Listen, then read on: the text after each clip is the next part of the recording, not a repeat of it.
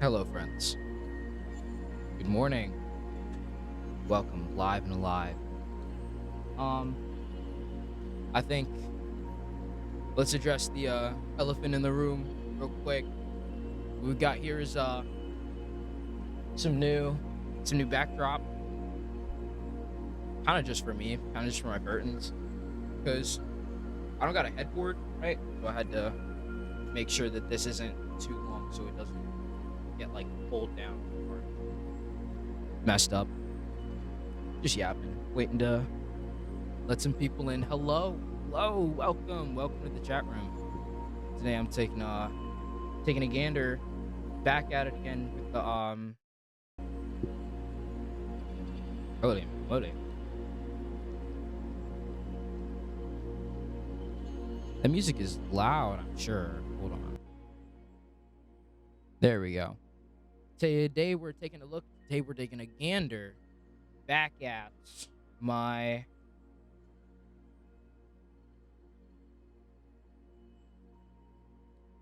little situation we got here going on. It's the Gnostic Society Library. We're gonna be reading the Gnostic Gospel of Thomas. Um, so And this is the second time we're going to be reading it. This is actually the not the first time that the Gospel of Thomas has come up across my live, but it is the first time that we're going to be reading past the fucking 25th verse, right? It's four no it's like 114 sayings, it's 114 verses, and somehow I've only been able to get through 25 within a 2-hour time frame. I'm just not locked in. That's okay.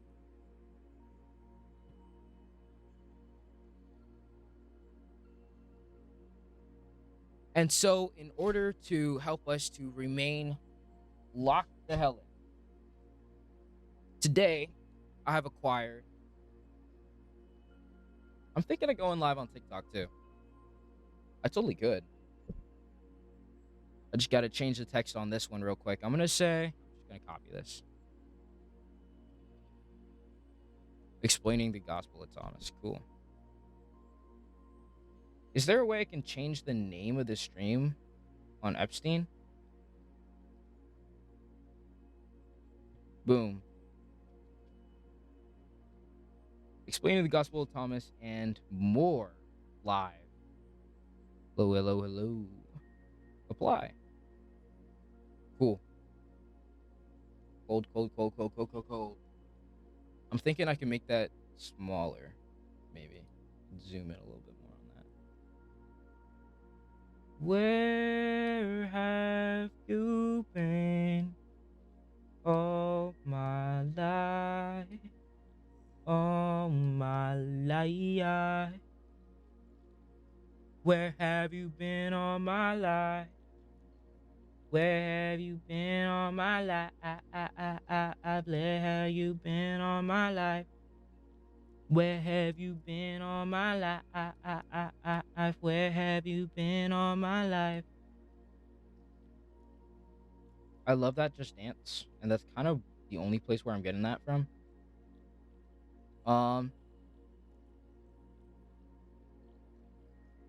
We say here, and I want to put my other text there as well. Wait, where's the other text? Oh, it's here. It's behind everything. Maybe let's shrink that down just a tad. I don't know if I'm gonna need that to be as big as it is. I'm yapping to keep the dead space from remaining super dead. Oh my god. Twitch.tv/Alphonduel, because that's what I mainly get up to. It's Twitch.tv/Alphonduel. Come check me out. Latest live metrics. Um, is it possible to live quality? Okay. Record hotkeys, save to format, advanced audio setting. I can't really stream latency, encoder, shifter, whatever. Um, live chat, floating windows, moderator, muted accounts, blocked accounts, nothing. Huh. Yeah, no. Oh, tools up here. Co-host, poll, gift vote, multi-guest, live goal, fan club. Never mind. Enhanced makeup, filters and more, sound effects, audio mixer, go live. Okay. Oh, let's go live.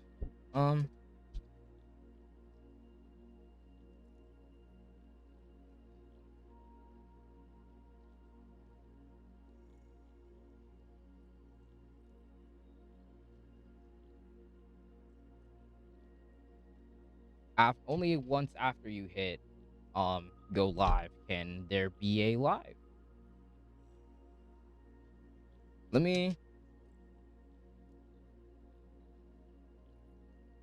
I can't type more than that. Yeah, actually, that's low-key perfect because it's only one character left. It's explaining the Gospel of Thomas.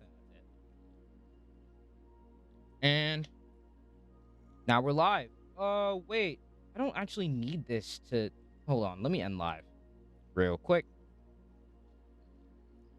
I'm really not locked in.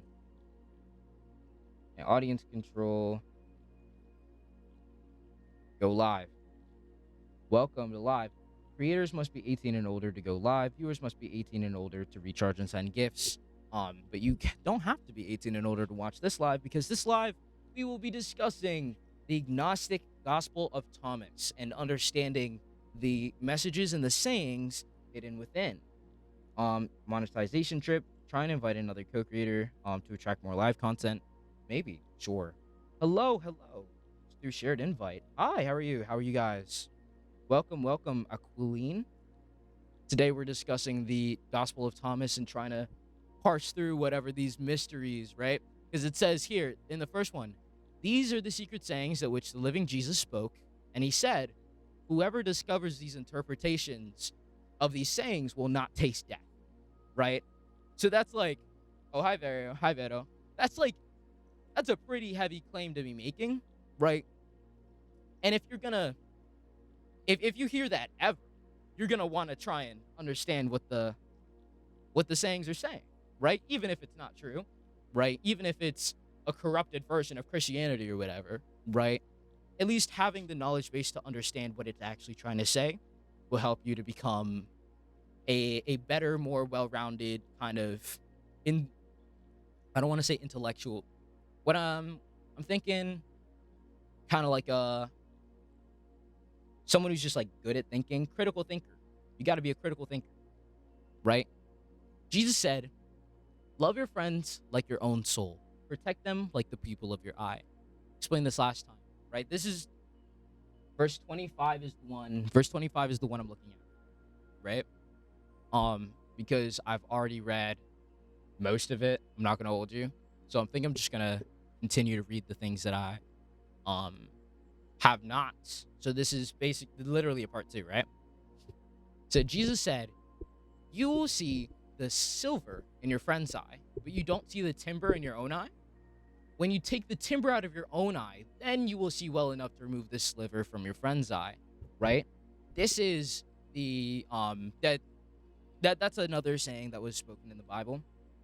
One secret that we do have to locking in is, instead of listening to this tranquility music, we could hop on some of Brahms' Tragic Overture. This is a biblical saying over here, right? That we have.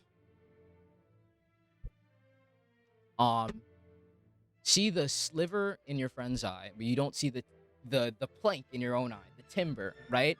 You have a complete lack of vision due to the barrier between yourself and the other person's mode of perception, right?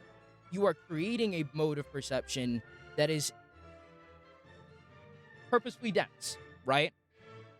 And you got to take that out intentionally. Otherwise, what you're doing is really trying to shove in your own plank into another person's eye, really. It doesn't even just extend into being able to say that you're not necessarily seeing correctly. You've got something stuck in your face that you just, like, it's so obvious. It's so blatant. It's so right in your head. You don't necessarily know what that is. It's the lack of awareness about awareness. It's our lack of meta-awareness. We require meta-awareness as a species to be able to understand ourselves and to be able to walk through life. We tend to have this barrier, right? This barrier, this plank in our own eye, this timber in our own eye, right? What happens when you remove that plank, right? What happens when you remove that plank? When you start to see things without this barrier of lack of self-sense, right? Lack of self-perception. There's a clarity, right? Duh. But there's an ease of movement that comes along with understanding what you are and who you are and where you've come from within terms of your perception of self, right? Shared invite. Let's move on. If you do not fast from the world, you will not find the Father's kingdom. If you observe the Sabbath as a Sabbath, you will not see the Father, right?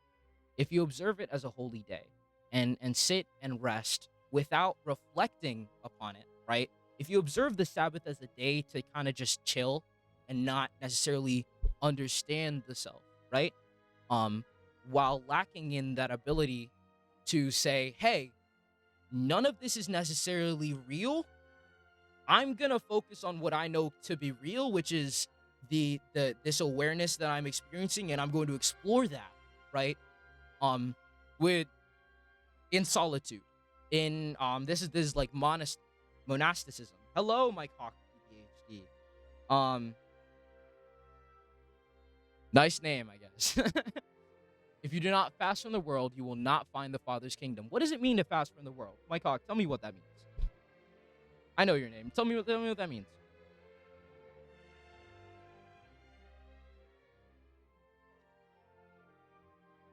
What it means to fast from the world is to recognize that these things are not necessary, right? Fasting is a practice in which you recognize that there are higher nurturements, there are higher nutricities to be acquired than eating, right? That's just like the general idea of fasting, is to forget about this material body in order to understand yourself spiritually, is the way that people generally prescribe that, right? And so what the Gnostics mean by fasting from the world is to be able to do that, but for the concept of navigating reality. Is that, but for the concept of understanding this entire cosmos. If we say that this material realm is all that is, and I need it to be able to survive, right? And you can't sit alone and meditate.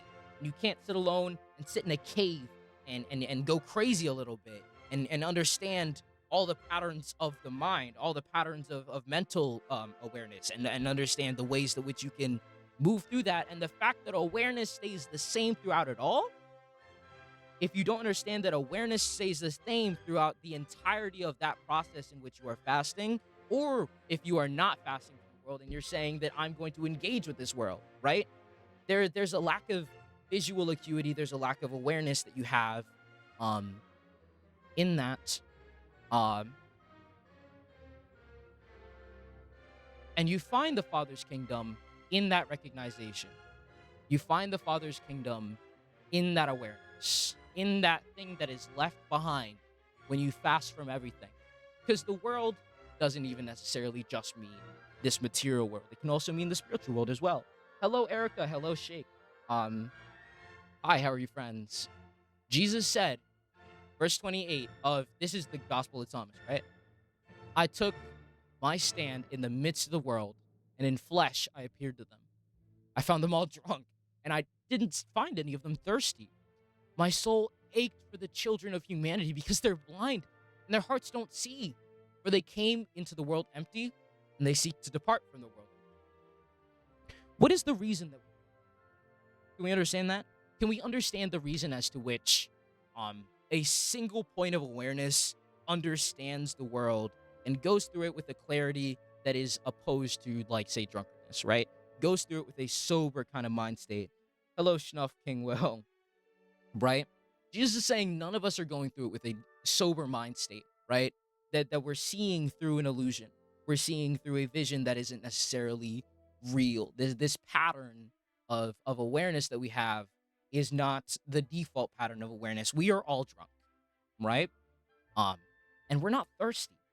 As in, we continue to subsume ourselves on this idea, on this concept that we perceive all that there is. That we're like, we don't hunger for much more.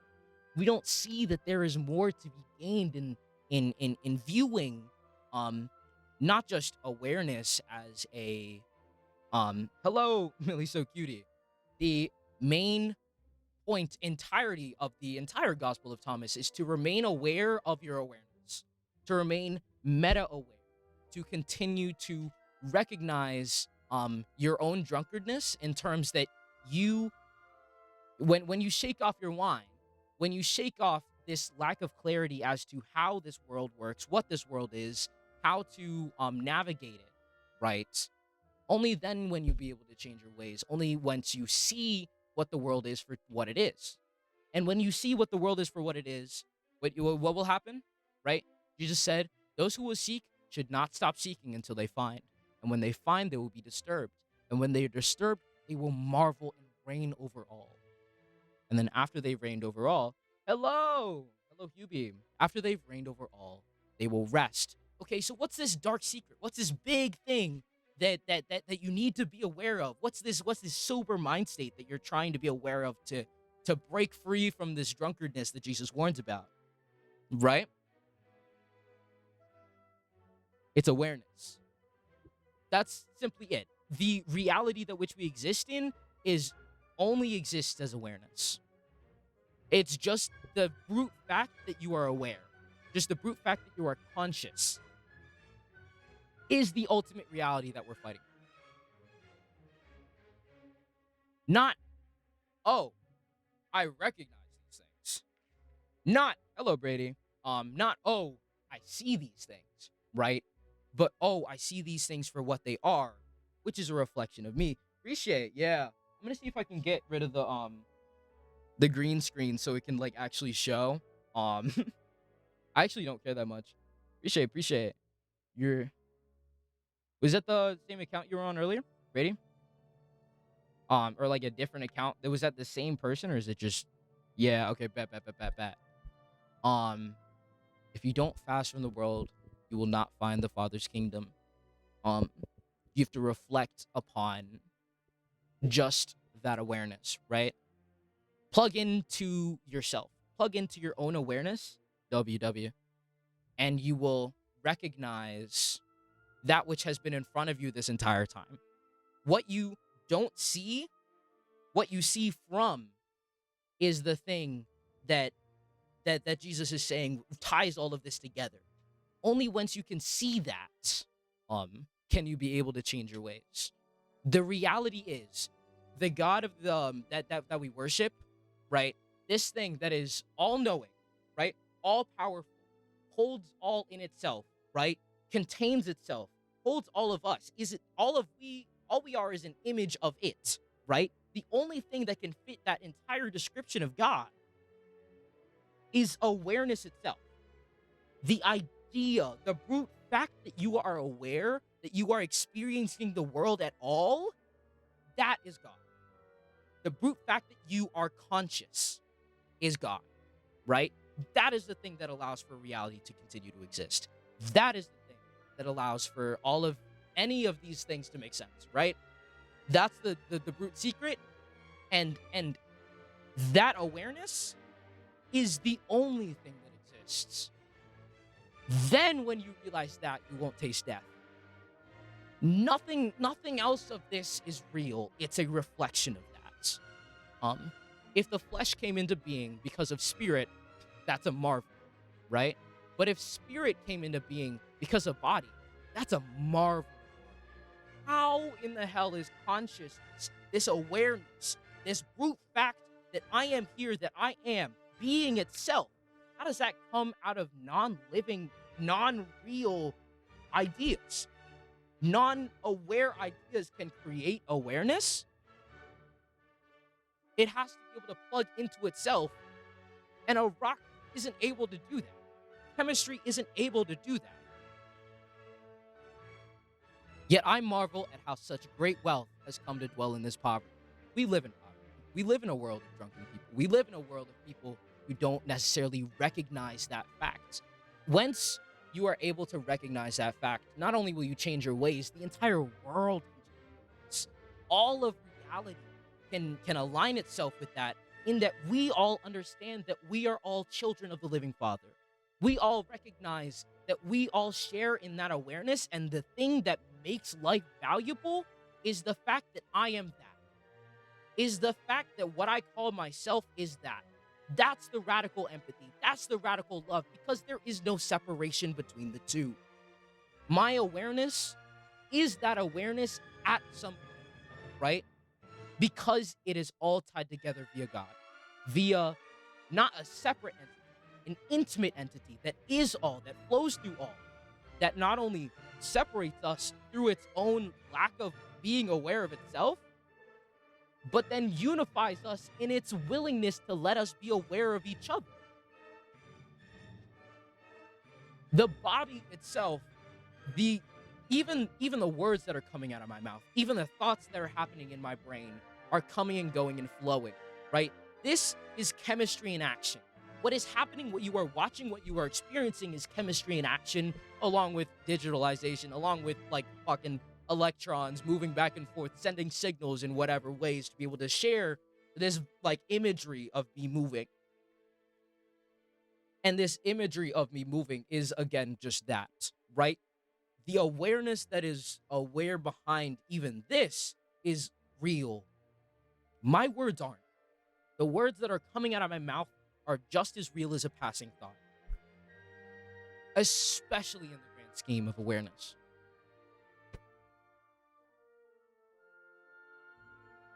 I took my stand in the midst of the world, and in flesh I appeared to them.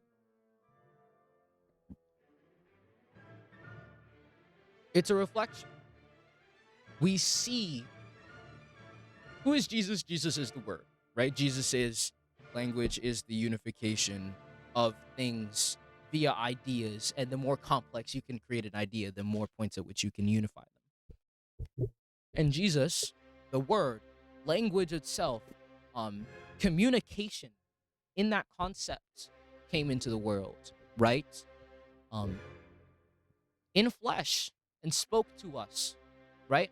And told us, instead of being a method just to unify, became unity itself, recognized its communion with the Father, recognized its unity with the Father, in that we are able to recognize our unity with the Father.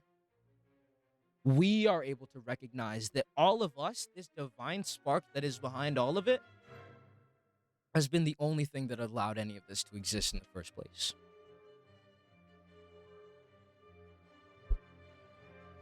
If a blind person leads a blind person, they will both fall into a hole. We have to recognize, or we will cause ecological collapse. If we don't recognize that I am that I am even that mountain, right?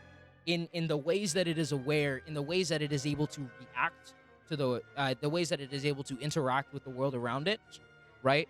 Maybe it doesn't necessarily have a distinct sense of I am just the mountain. Maybe it has a sense of like I am the earth and I am expressing myself as mountain in this waveform, as in like the ocean. The ocean moves in waves, but when were the waves ever not ocean, right? In that recognition that the mountain has, it connects with other people, right? In that we aren't able to necessarily do that. We refuse the ability to do that because we refuse to understand ourselves as unified beings along this reality, along this awareness pattern. We are waves in the ocean of awareness, right? um and so we drill, baby, drill. The mountain isn't part of that. The mountain isn't me. I don't feel mountain. So I can go drill the hell out of that if I want, right? I am going to go take out all of the natural resources, not replenish, not create a cycle of mutual independence, mutual interdependence with the world as my body has with itself, and create that self-referential loop. I'm going to create a loop and take. I'm going to take, and take, and take, and take, and take, because I believe there can be infinite growth from finite resources. It's ridiculous. It's stupid. It's not real. It's capitalism. Capitalism is the ego of the modern day, of the human race as we exist today. This sense of self that we have as the human self is capitalist. And that's unfortunate, and it's true. That's the reality we live in. It's okay. It's okay to not be real. It's okay to not have a good sense of self. It's okay to understand that all of these ideas are just that, ideas. Man-made inventions, man-made systems as to how to be able to reckon with the fact that we exist in a seemingly undifferent universe, right? And we can recognize that. But what we have to do on top of that is move. There's nothing else we really can do. And we have to move in tandem with each other. It's okay to have an ego. You just gotta not let it take control of you. You just gotta not let it not hold on. And I'm not talking to you as in the person. I'm talking to you as in the awareness. I'm talking to me. I'm talking to this recognition. Recognition itself. I'm talking to recognition. When you see that you'll forget all about the body. You don't need to care about the body. The body is an experience that happens through you. Flow states is a thing that continues to become a meme or whatever, but it's the real reality of animals mainly, right? It's this idea that things come easily. It's this idea that I can do and things will naturally flow along with me as I go almost perfectly naturally with the movement that needs to happen for my goals and for the goals of the things around me to continue to work in tandem, right? That's flow state, right? Christ consciousness is flow state with awareness on top of that. You need to remain aware on top of the reality that you are living your life as it continues to live. This is Wu Wei. Action through an action. Flow states, right? Flow state with awareness creates intention. Intention lets go for action to happen via an action.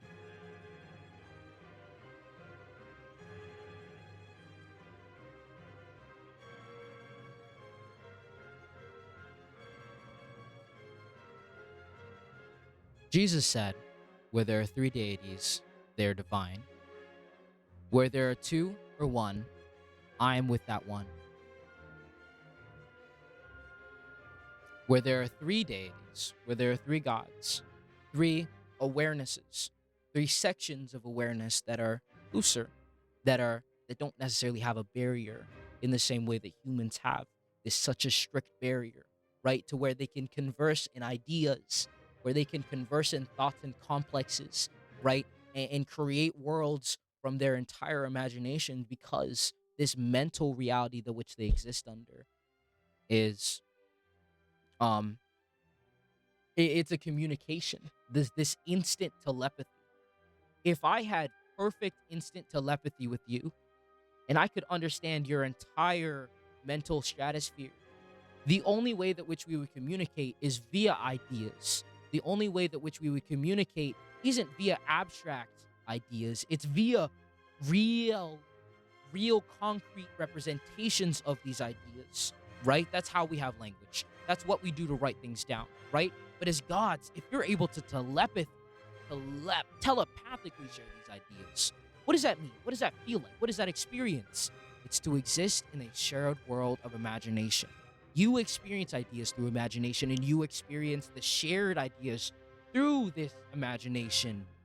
You have a sandpit in which you can do whatever the hell you want. You are God. You are deities. Where there are multiple and they commune, they are divine. When there is one, that is flat awareness. That's a self, right? Where there are two or one, I am with that one.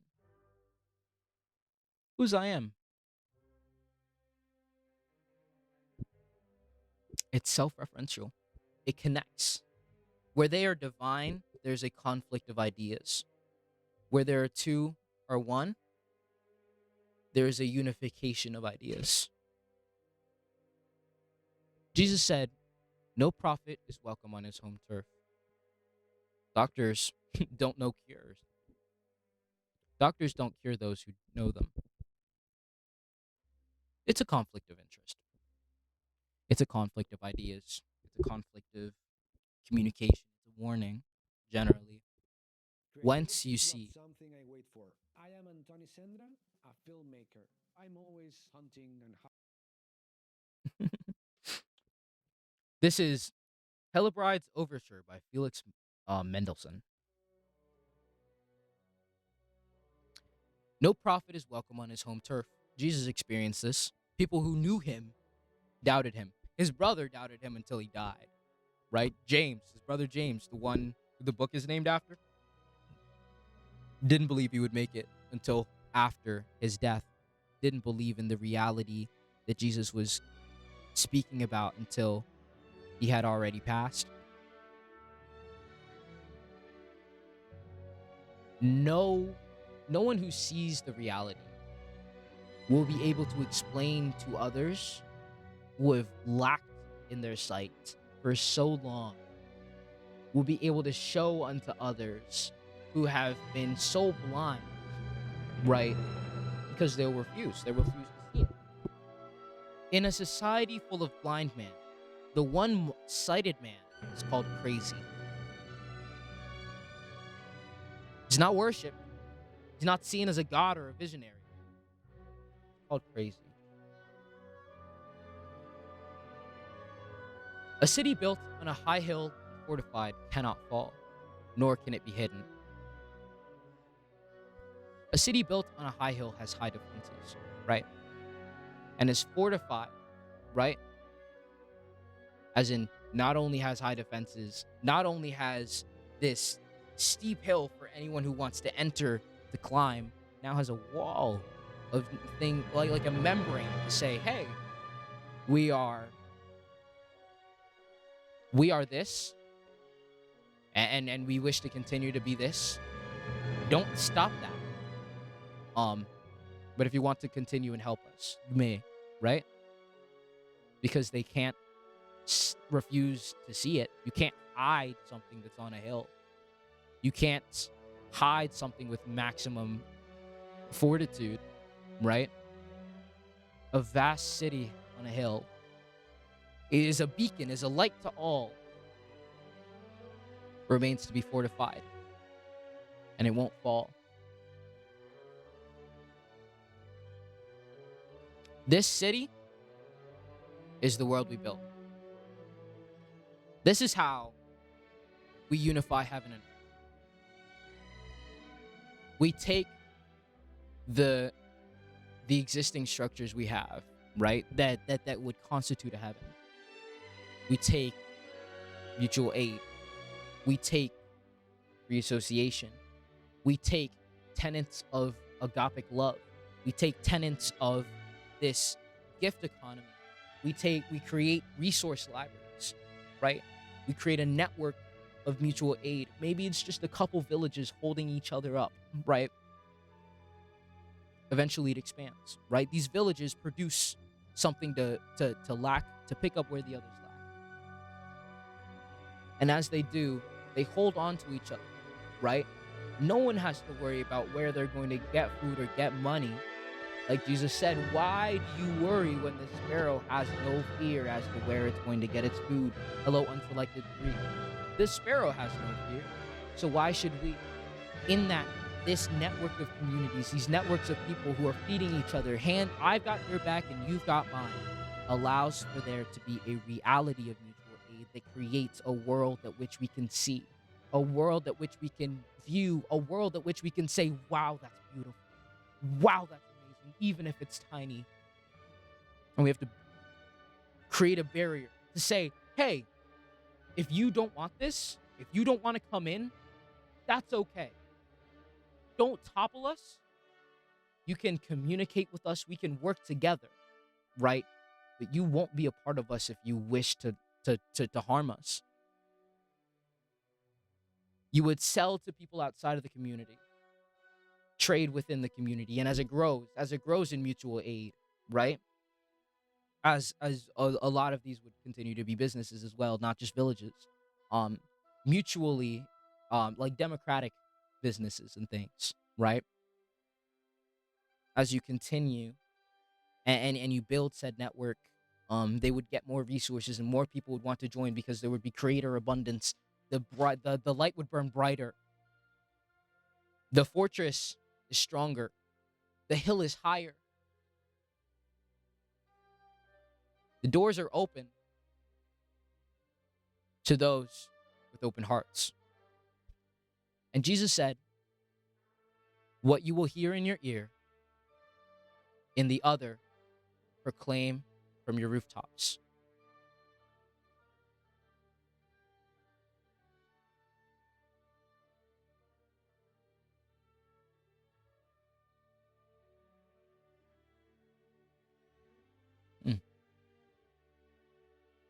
After all, no one lights a lamp and puts it under a basket, nor does one put it in a hidden place. Rather, one puts it on a lampstand, so that all who come and go will see its light. This is a reflection. This city built on the hill, right? It is a recursion, is a fractal, it's a pattern on top of what you are to be. What you are to be is the village. What you are to be as this ego self is to be within alignment, is to be within fortress, and is to be mutually giving and loving and freely giving, while also understanding who it is who will take and take and take without giving. Free association within the self and extra self, outside of the self. And you can't hoard it. This love that you have will become surplus, will become greater than you can handle, will become more than you can express. And if you can't find anyone to give it to, you'll be lonely. Proclaim from the rooftops. No one lights a lamp to see so that they don't see, so that they're hidden under a basket, nor does one put it in a hidden place. Rather, than one puts it on a lampstand so that all see this reality, this beautiful world that is yet to come, will see it in your light.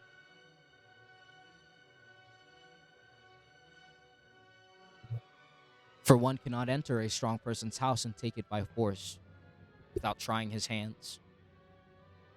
Once you tie their hands, then you can take the loot. Don't let your hands be tied. Recognize that your hands are free to do whatever. That your agency is greater than your fingers and materials, right? That your awareness constitutes a reality so much more vast, so much more true, so much more real and distinct and honest and beautiful than just this physical self. You can't be looted if there's nothing to loot. In that all you have is awareness. in that all that is you. And that's beautiful. And there's so much to be built on top of that. That's all you've ever needed. That's all you are, and it's okay to just be that. It's okay to just be that. Your hands cannot be tied. But when you find a pattern that works for you, when you find a pattern of awareness, a pattern of selfhood that gives this love, this light unto others, that has that surplus peace and value to give unto others, remain strong. Remain strong. Recognize this cannot be you. And so is it someone else? Let's say you are to enter a strong person's house and to take it by force. Let's say you are to find that we have maybe a spiritual enemy.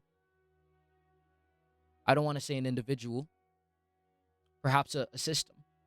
In the individuals, as in the chemistry that we exist as, only has the agency of extending out to the hands. And a little bit further than that, anything further than that is the agency of the collective peoples who have built the tools that you are using and the resources that you are using, right? But if we take these systems and these resources that can be this strong person and take it by force, you have to then tie their hands. You have to then take away their agency. Hello, sweet Southern Belle. This is how Jesus says to fight your spiritual enemies, these spiritual systems that come and take away your agency. Where are their hands? One cannot enter a strong person's house and take it by force without tying his hands. What hands do they have? It's ours. We are the hands that which these systems use to oppress us. Tie the hands or free the hands. These hands can be replaced. These hands can be switched. These hands can be moved. We have to create parallel systems of structure, parallel systems of power in order to allow ourselves to be open to allowing there to be greater things, for allowing there to be this universal Christ consciousness that will save us practically, that will allow us to recognize that there was nothing to save, to allow us to recognize that we were all playing a game, and it's a beautiful game, and it's a fun game, and we're gonna laugh it off all at the end, even though it hurts now, even though it sucks now, even though there's pain and suffering. You don't have to do it all alone, in that we are all here, and that it doesn't stay. It doesn't stay. Just like everything else, it comes and goes. It's a wave.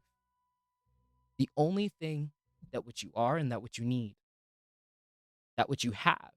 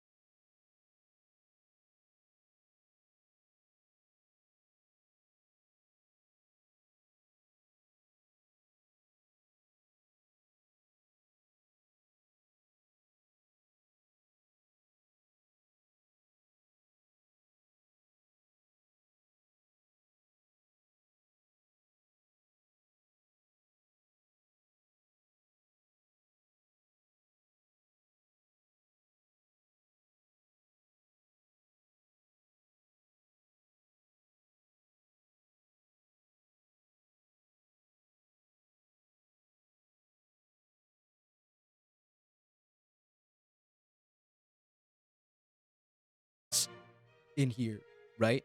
Is like the world that which I am in. The world that which I am in is much, much greater than the world that which you are in. And it's like, where are you? Where are you? It's like, don't you recognize? It's the same one ultimate. That's what I've been here to tell you. Is that that world and this world are not apart, and I've come to unify them. And I've come to allow you to recognize that unity. And once you can recognize that, once you recognize that you as a person have nothing to be ashamed of, you will strip and you will not be ashamed. You will take your clothes and put them Creativity under is your not feet like little something I children. wait for. I am Antoni Sendra, a filmmaker. Your children, your clothes. I'm always hunting. This is Beethoven's Egmounts overture. Clothing also is the representation of this idea of the ego, of the sense of self, of the reality that which we clothe ourselves with and understand ourselves with, and we lay ourselves here and say, this is what I am. I am the things that I wear. I am the things that I remember. I am the things that I hold on to.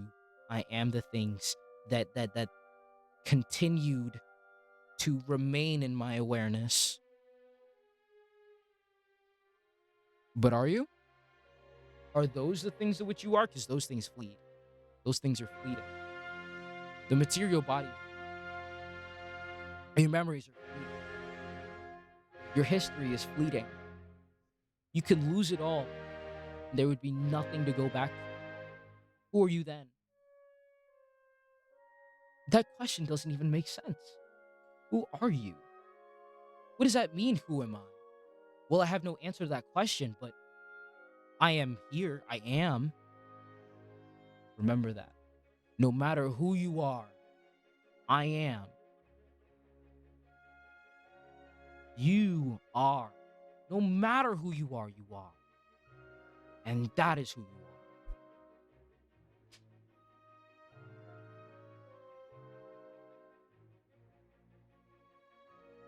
You will see the living one, and you will not be afraid.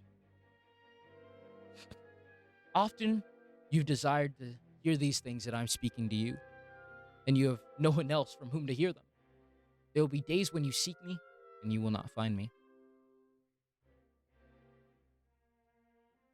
Don't let these things be things that you hear and things that you think when you hear, and not things that you remain aware of.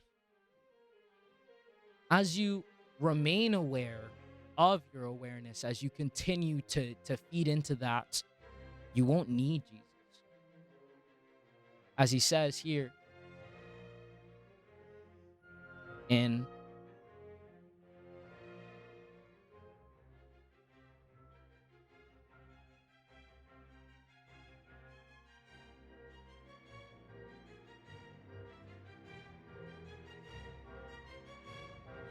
which verse is it? One of the verses, he says, I am not your teacher, for you have drank from the cup that I have prepared for you.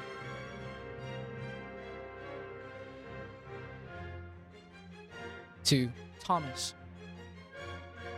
and Jesus said, the Pharisees and the scholars have taken the keys of knowledge and have hidden them. They have not entered, nor have they allowed those who want to enter to do so. As for you, be as sly as snake and as simple as doves. There is spirituality being guarded. There is reality that is yet to be seen, even from the sights of these spiritual leaders, of these practitioners, of these people who hold the keys to God. Only in then can you be the thief of the night. You are the thief of the night that has come to take from them what they have hidden from the world and to share it into the world. You are the Robin Hood of this awareness. To be as sly as a snake, to feed unto the world the fruit of the tree of knowledge of good and evil. and as simple as doves, to again feed them the food of the tree of life. The grapevine has been planted apart from the Father since it's not strong. It will be pulled up by its root and will perish. Whatever awareness, whatever experience that does not contain its awareness, that does not recognize its own awareness, will cease to be recognized. The waves can hold on, the waves can continue, in that we can continue to be material and we can experience this world and experience the mental, not over top of it, maybe interlaced, maybe both as one, the spiritual and the physical in the unified heaven and earth and things. And past that, will you not perish? In that will you not perish. In that awareness will you recognize yourself to be greater than that which you were. This pattern of selfhood, this pattern of awareness continues to be aware until it's no longer necessary, in which you won't experience death. You will never taste death. But the grapevines planted away from awareness, since they are not strong, will not remain.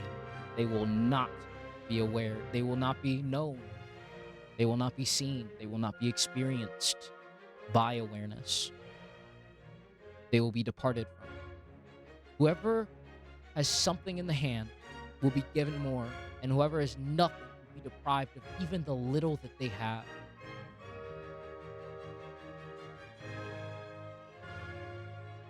Awareness. Awareness. Remember again and again that word. That word is the word that holds these things together.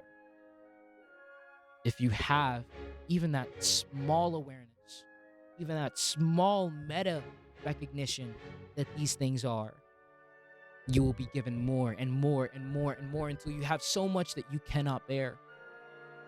And whoever has nothing will be deprived of even the little that they have, and that they don't recognize, in that they are not aware, in that these waves will return to the ocean, and that's okay. And that's okay. That's okay. These patterns don't have to continue to exist. The suffering that exists will no longer be unleashed, will no longer be experienced. Hello, Mr. Aunt Alexander. Oh, goodbye. Verse 42. Jesus said, "Be passerbys." Not to materiality, not to this experiential reality, not to experience, not to life, but be but passerbys to that which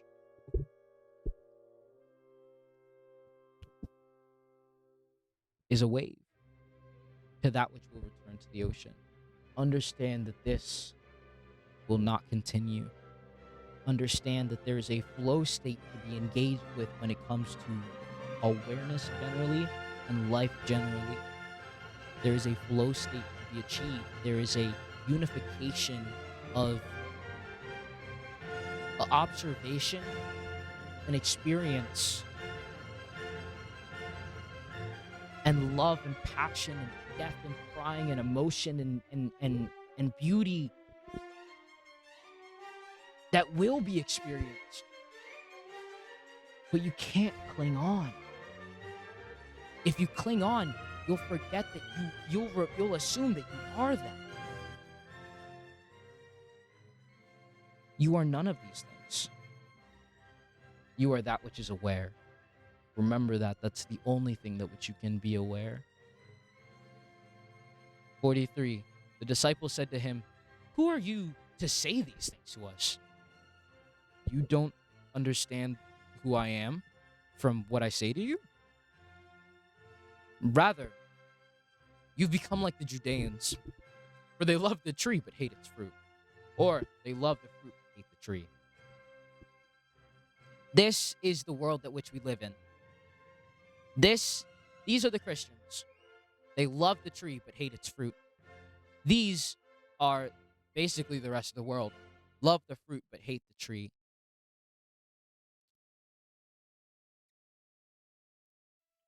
The tree is that which we are aware, is awareness itself. The fruit is mutual aid, is goodness, is these sort of, I don't want to say left wing approaches to reality. Um, but at the end of the day, yeah, these anarchist, communist principles that which the world has to offer, the reflections of the higher, greater, unifying principles of reality. Um, in even capitalism was at the time that it which was created, but now it has overstayed its purpose. It is Chronos, and we are Zeus, or perhaps we are Zeus. It is Zeus, which has toppled Chronos, and we are a son yet to come, fulfill even that prophecy to topple Zeus. Hello, Elaine. Bye. Jesus said, whoever blasphemes against the Father will be forgiven, against awareness will be forgiven. Whoever blasphemes against the Son will be forgiven, against materiality will be forgiven. Whoever blasphemes against the Holy Spirit, the unity, the idea that there can be a unification between the two, that there is a conversation of heaven and earth, will not be forgiven, neither on earth nor in heaven. Jesus said, grapes are not harvested from thorn trees, nor are figs from thistles, nor yield no fruit. For they yield no. Good persons produce good for what they have stored up. A bad person produces evil from the wickedness they have stored up in their hearts, and say evil things. From the overflow of the heart they produce evil. These are the things that which you create. These are the things that which you produce as a wave, as an experience, as an ego. The things that which you produce, the things that which you experience, the things that which you recreate are the things that which you have, are the things that which you have experienced, right? A person who has experienced bad, a person who is within bad soil, right, within bad material conditions, is wholly unable to be able to produce good fruit. And in that, they will produce bad fruit, and they will say bad things, and they have stored up wickedness in their hearts. In that, that situation perpetuates itself. This does not have to be the case. We can create a world in which there are no longer people within, there are no longer seeds, there is no longer bad soil for these seeds to grow into. And from the overflow of all of our, we can create good. And in from that overflow, we can fill into lack where others lack.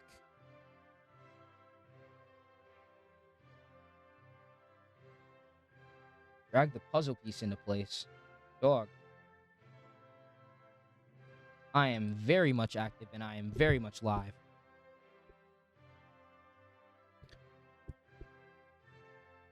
Jesus said, grapes are not harvested from thorn trees, nor are figs gathered from thistles, for they yield no fruit.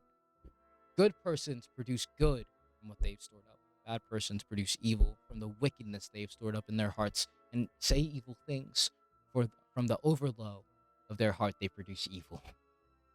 Jesus said, from Adam to John the Baptist, among those born of women, no one is much greater than John the Baptist, that his eyes should not be averted. That is, but I have said that whoever among you becomes a child will recognize the Father's kingdom and will become greater than John. You have the potential to be greater than John, to be in existent in this world and navigating in this world and to proclaim from the rooftops to more people than John would have ever connected with and been committed to, and to see things far greater than John would have been able to see, because we live in an environment filled with such rich, good soil of materials, soil of information, soil of ideas, in that we can see these things because we have greater context for them, in that this rationality has allowed us to be able to understand this experience that we have intentionally neglected. in that the information age has allowed us to be able to become greater than John, has allowed us to be able to be children who recognize the Father. And in that, you will do much, much more than John. You will see more than John. You will do more than John. Because John had his experience capped. You don't. Your awareness is much, much more open, is much, much more in a better position to create that if you allow it to be.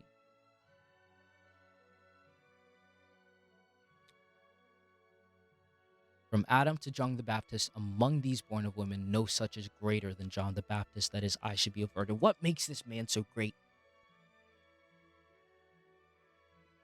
In that he is meta-aware, in that he flows with the Tao, in that he can see the things that which most refuse to even recognize. Jesus said, a person cannot mount 2 horses or bend 2 bows. A slave cannot serve 2 masters. Otherwise, the slave will honor one and offend the other. Nobody drinks aged wine and immediately wants to drink young wine. Young wine is not poured into old wineskins so that they might not break. The aged wine is not poured into new wineskins so it might not spoil. An old patch is not sewn into new garments, since it would tear. This world, this old world, will die as we know it. And you cannot, no matter what, try and reform it. You can't attach a piece here, and attach a piece there, and attach a piece here of good, and expect it to fill itself. It would create a tear. However, whence you recognize that these new skins can come together. Hello, Kiki Andrew, that these new wineskins, that these new garments, that these new patches can come together to create a brand new garment unto itself. In that they don't spoil, in that it won't tear, in that we can create a better, newer world that is more free and more inviting to the realities that which we know to be true, and recognizing the realities that we know to be true. Only then when we see that we can create parallel structures of awareness, of these aware peoples, of these aware consciousnesses connecting with each other and reflecting on each other in ways greater than we could ever imagine. Only then can we see the kingdom of heaven brought to earth. Only then can they merge. Jesus said, if 2 make peace with one another in a single house, they will say, mountain, move from here, and it will move.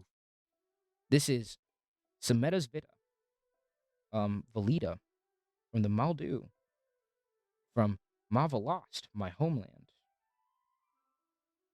Bedrick Smetana. Sab. I don't know classical music like that.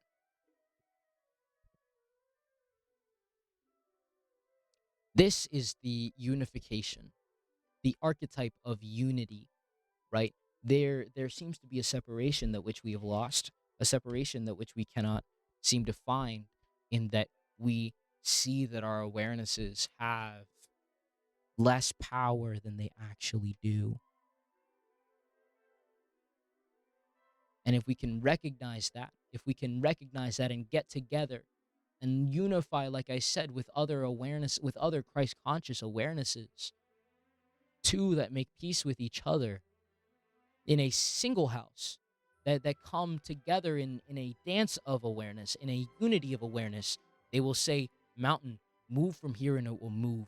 Beautiful, great, gracious things that seem inevitable, will become completely mundane.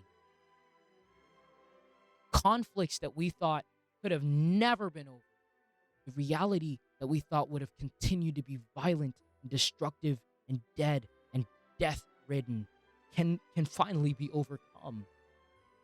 A world full of free from sickness, free from disease, a world free from security, from insecurity, from risk, from death, from hardship, from pain, a world in which we are free to love.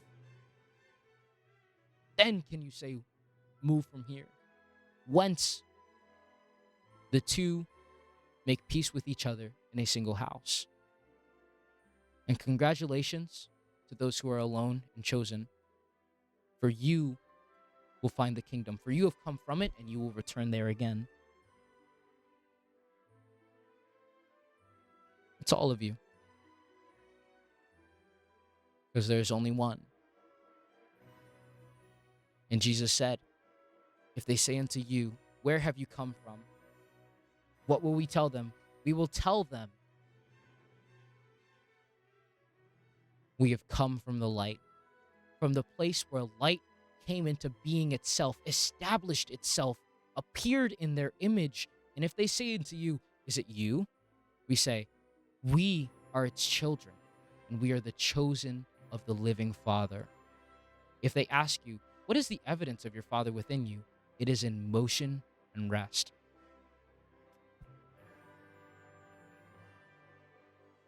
People are going to see that you move through the world in a very, very different light. They will tell you, who are you? Where are you from? And that will be seen and that will be experienced. Be honest. Be truthful in that what you are is this pure awareness.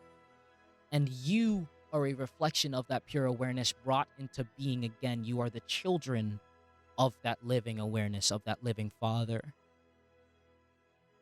That is these egos that which we are. We are its children, chosen from among the world into bring the rest of the world in and back into itself.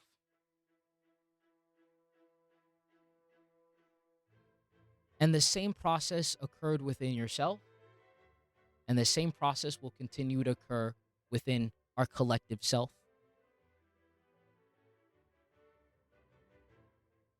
For you have come from the light, the place in which light came into being itself, what some might call the pleroma, and established itself, self-referentially created itself, and appeared there in their image. In the image of that. I am that.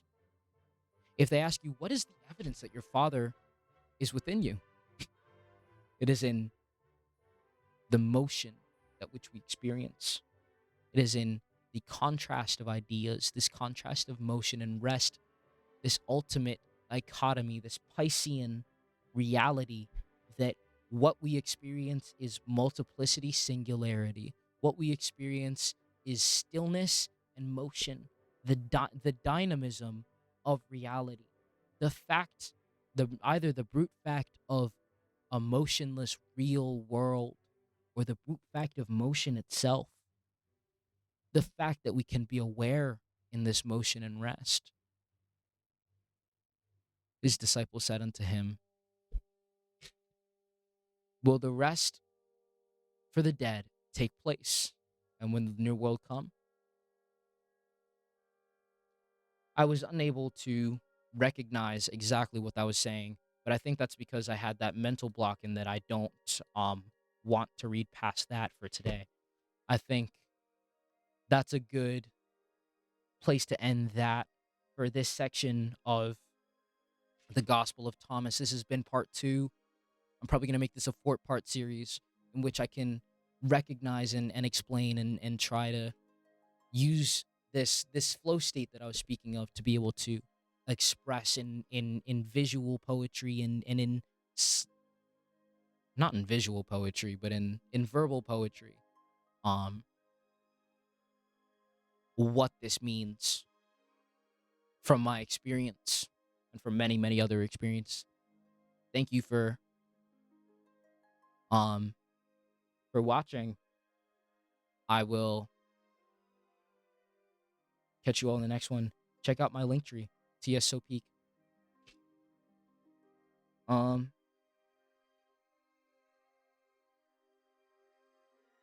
yeah, bye.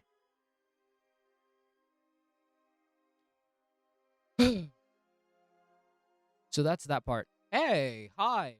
You actually just missed it. I was just finished reading the Gospel of Thomas, or like the second part of it. I'm gonna post it all on my YouTube. How's your day going? I'm doing good. How are you?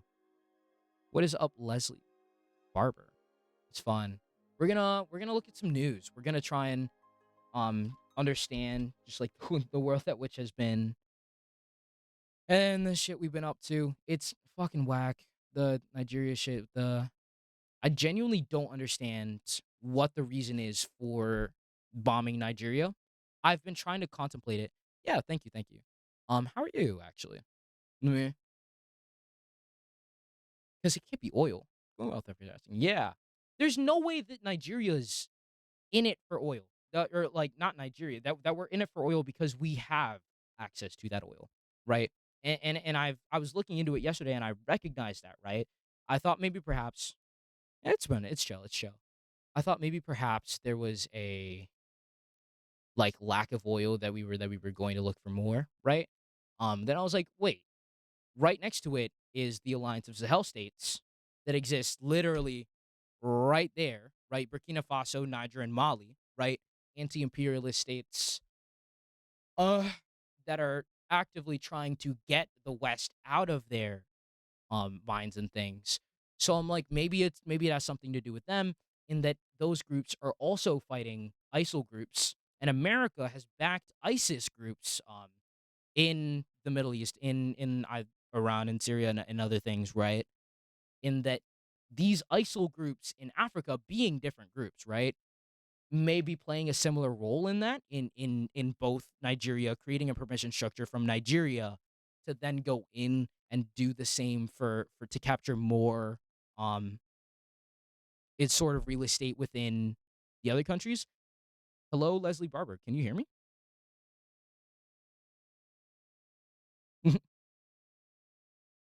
What you at me for? Yeah. I could look into it more. I think that's what I'm gonna look into for probably the rest of the stream, until I go out and read a trip report before I end the thing. Because I genuinely want to know. I am like so curious as to that. I'm gonna put on some Nintendo music just for ambience. There it is. Is it loud enough, you think? Should it be louder? Should it be quieter? By the way, where are you from? From Kenya, from Baltimore, Maryland, though. On top of that.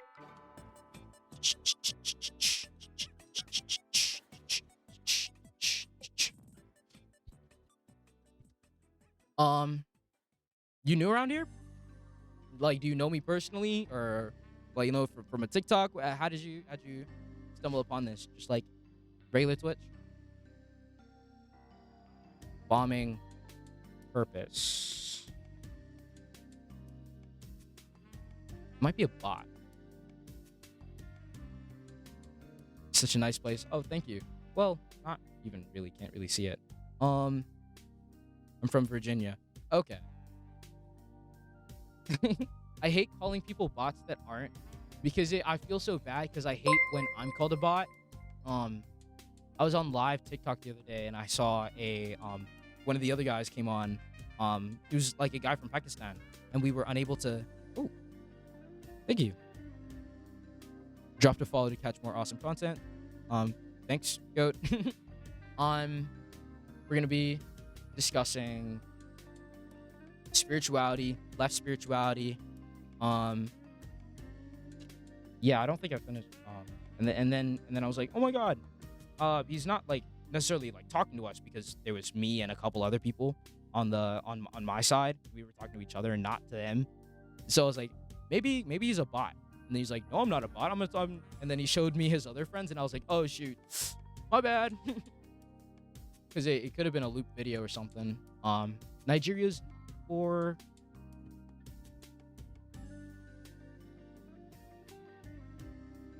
Thanks for the follow, by the way. Really appreciate that. Bomb threat. CIS. I need some sort of analysis. Literally anything. President Trump stated that the attack targeted the Islamic State militants in Niger, Sokoto states.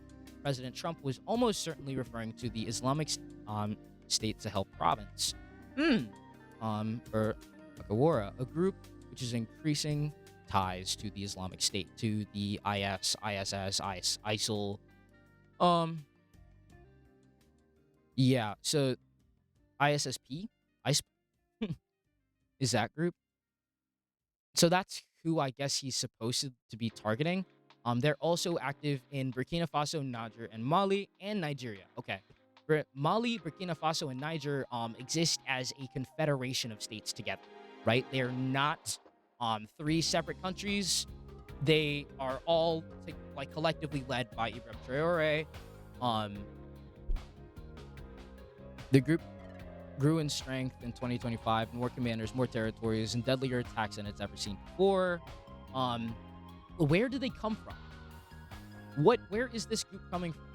How do we necessarily know that Trump is the one, that Trump's like specifically talking about them, as opposed to like, because he did say ISIS, right? You play games? I do. I'm gonna be playing Roblox probably if I play any games. I also I've got Minecraft. I'm on a Mac, so it's harder to do that. Most content that's gonna be here is just me talking, and it's gonna be talking to chat. Nice games. What games? Roblox and Minecraft? This is most kid games of all time. Much of ISIS's gains have come in Niger and Nigeria, where it's increased coordination with terrorist groups as an operational phase. Much of ISSP's progress in Nigeria over the last year can be attributed to the emerging terrorist group in Lakura, a local group that has pledged allegiance to ISSP but remains largely independent. Why did the Trump administration target these groups?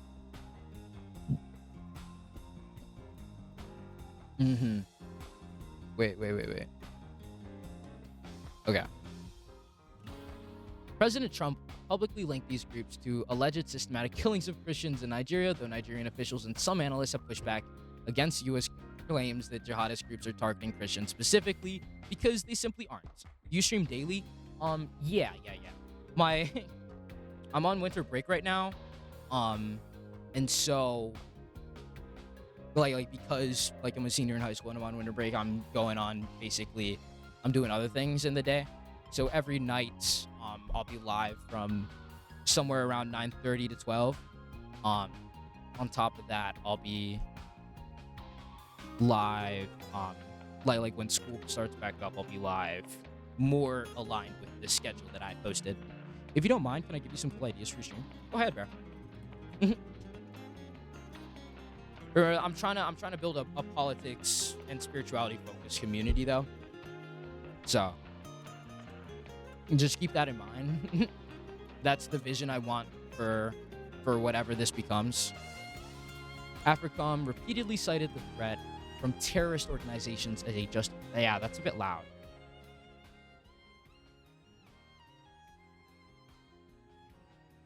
You should get some dope stuff for your stream to make it look eye-catchy, make your stream more.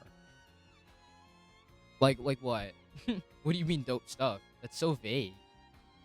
A number of overlapping conflicts in Nigeria have led to the deaths of Christians in the country. Also Muslims. Like having a good logo, banner, overlay, some animations would really... I mean, I do have overlays, don't I? Should I just like get better overlays? Is there someone you want me to pay to like make overlays for that?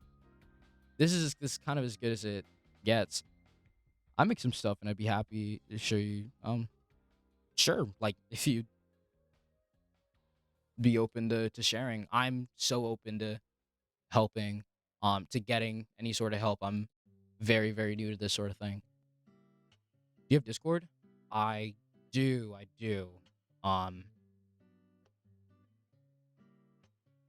don't know if I want to share that yet, though. A number of overlapping conflicts in Nigeria have led to the deaths of Christians in the country.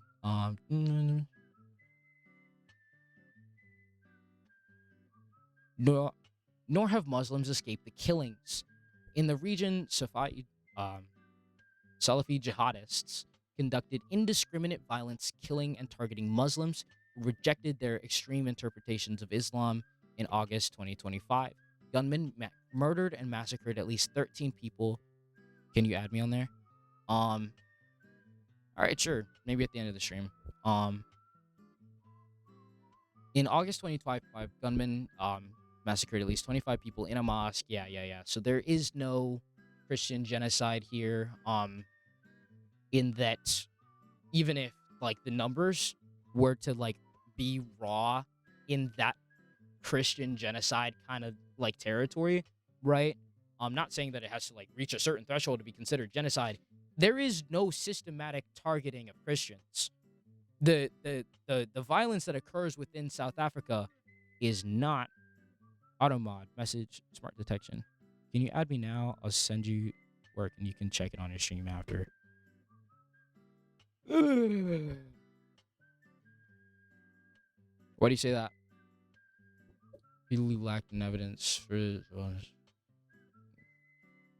Defense Intelligence Agency assessed that in 2025 the Islamic State and the focused on but this doesn't tell us why, because the area that which Trump bombed did not experience any sort of violence. They haven't experienced any sort of violence since 2016, since 2018. In Sokoto State, there was no violence there. You just kind of hit the middle of a random field, and thankfully no one was killed. But like, this cannot just be it. What's really going on? Okay, Al Jazeera might have something.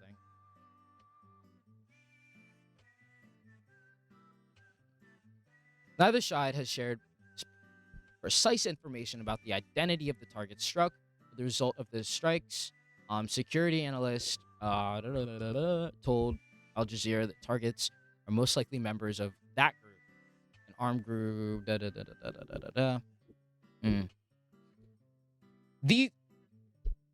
My understanding. Okay, if I can. Yeah, I see your message. Tell me why I should add you now and not just later. Because I'm low-key kind of busy. Hello? I've got things to do. I've got things to explore, right? I've got an agenda.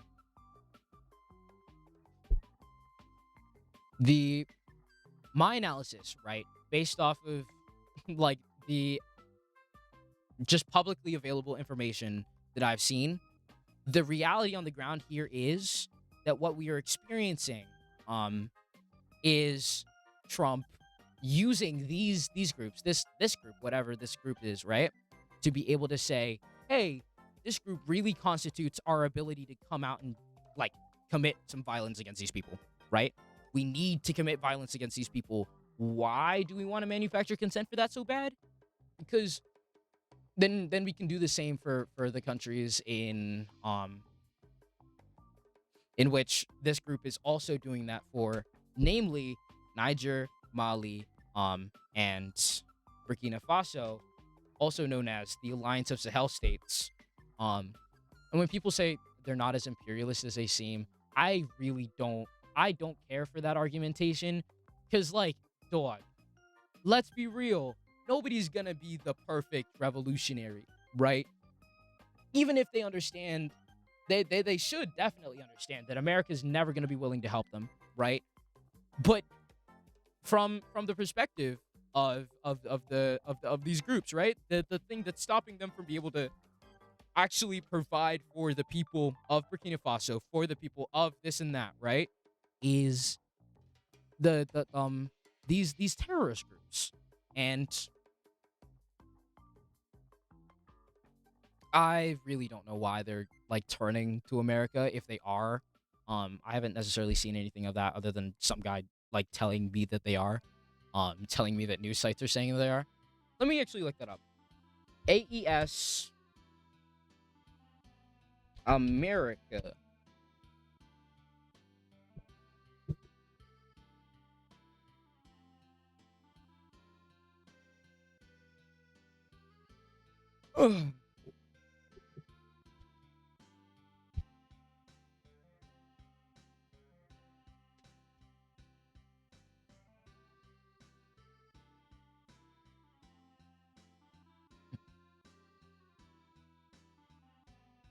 Yeah. Crap down on arms groups. This is the reality on the ground within these groups, right? Has announced large-scale joint operations against the groups in the coming days. Ibrahim Traore comments came as three countries allied under the banner of the Alliance of Sahel States held a joint summit on Tuesday after the launch of a joint military baton aimed at fighting groups linked to Al Qaeda and ISIS.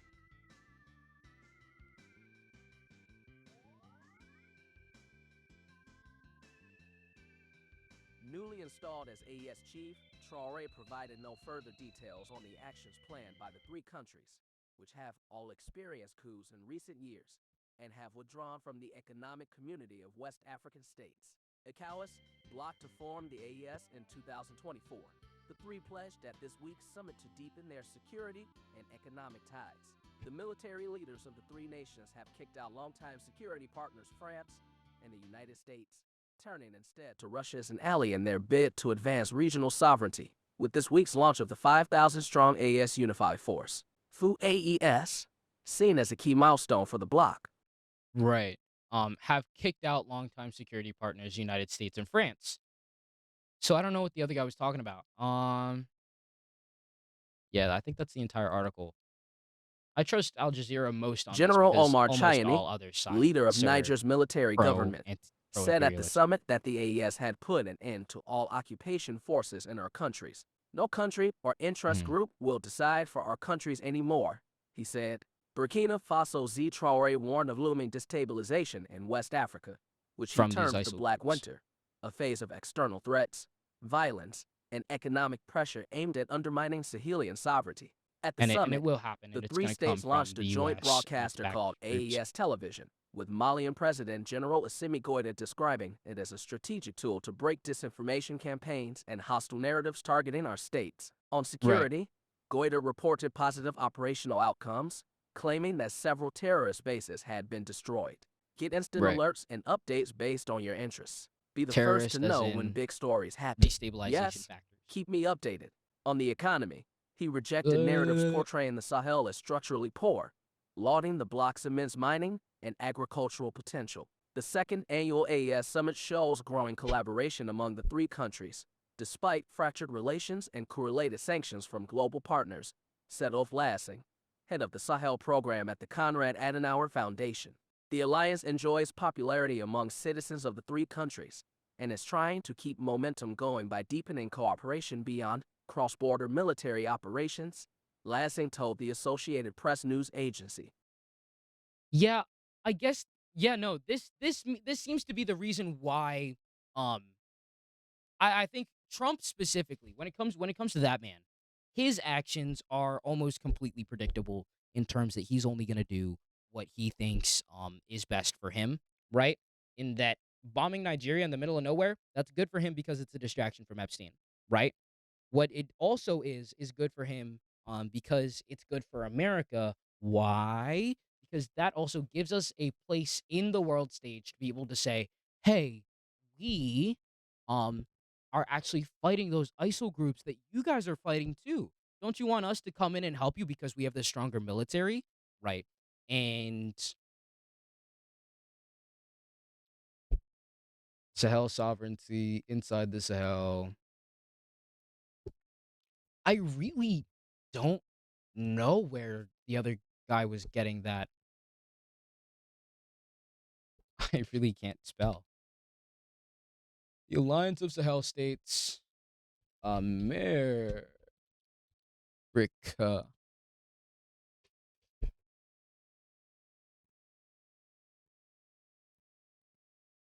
Hmm. The U.S. needs a foothold in Sahel and Togo. Togo's here to help. Uh-oh. Strategic retreat.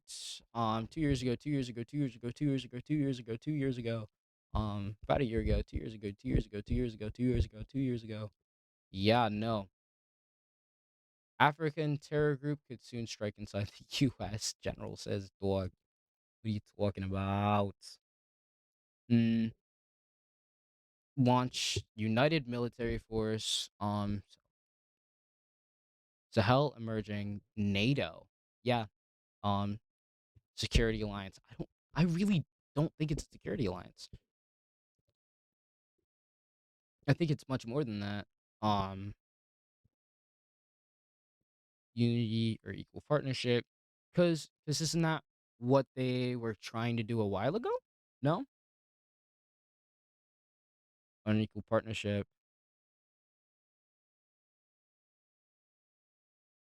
Alliance is a hell state, a new tool for West African diplomacy.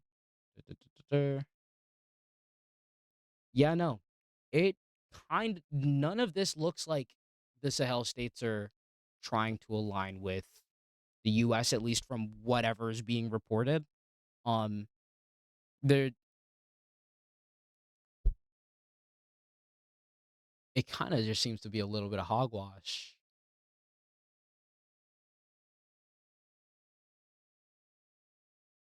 Neither side has shared precise information about the identity of the target struck and the results of the strikes. Security analyst Kabir Adamu from Beacon Security and Intelligence in Abuja told Al Jazeera the likely targets are members of Lakuraw, an armed group linked to an offshoot of ISIL, and which has only recently become known.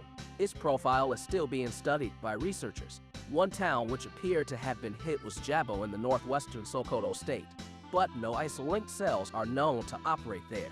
Furthermore, when Trump and other U.S. right-wingers have referred to a Christian genocide in Nigeria, they have usually mentioned an entirely different area in central Nigeria, launching the strikes on Christmas Day and on locations in northwest Nigeria, where the Sokoto Caliphate, responsible for the spread of Islam into Nigeria and revered by Nigerian Muslims, is highly symbolic.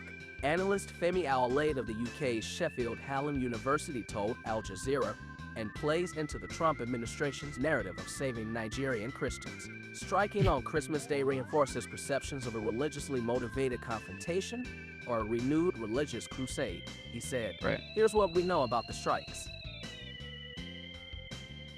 Well, one town which appeared also hit was Jabo, Western Stratus.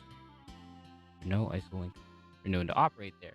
Yeah, no ISIL link groups are known to operate there. That's the main point. You can't say it's for fighting counterterrorism. And there is no Christian genocide. It's more of just like ongoing violence, ongoing probably some state-backed decentralized violence, launching the attack on Christians. Yeah, it's a narrative. This like fighting terror, even just the fighting terrorism thing is just a narrative, right? Don't let yourself forget that. And it's not necessarily about oil either, not specifically about oil, because Nigeria is already producing like 100 million liters of oil. I think a day or something is what it said. Hold on, I think it's this one.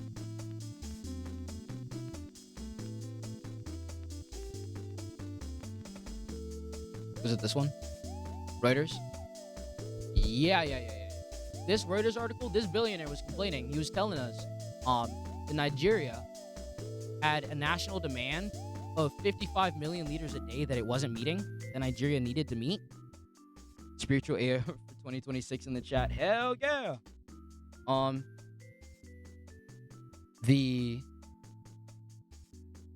55 million liters that they needed daily, that is their intake, which is a lot. They should probably see if they can like turn that down a little bit.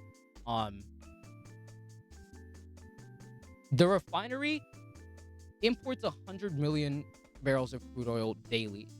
We figured out how to double the expansion in refinery after the limited domestic supply, right?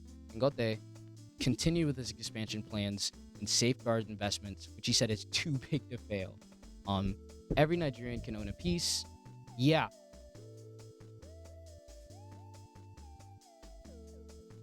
The refinery is exporting.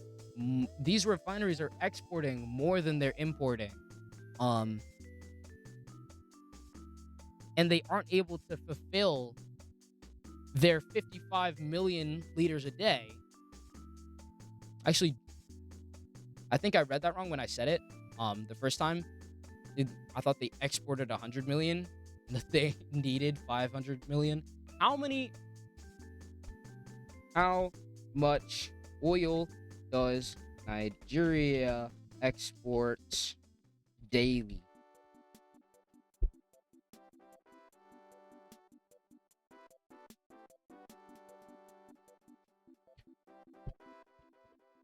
Da, da, da, da. Crude oil export, that many barrels a day. I don't know how many liters are in a barrel. How many liters are in a barrel, bruh?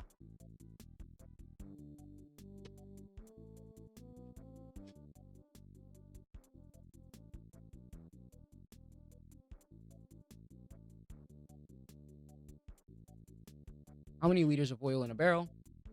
Are you flipping kidding me?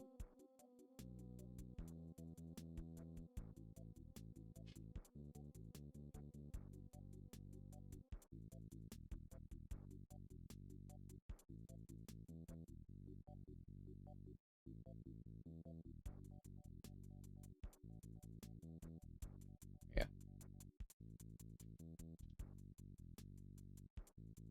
One oil barrel has that many per liter, right?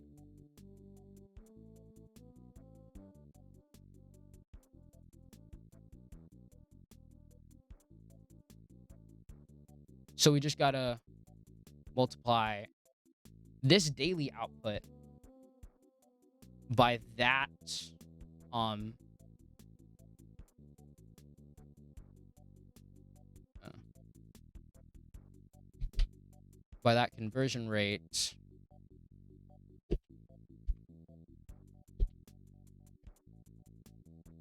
How much is Nigeria exporting a day? Oh wait, hold on. I think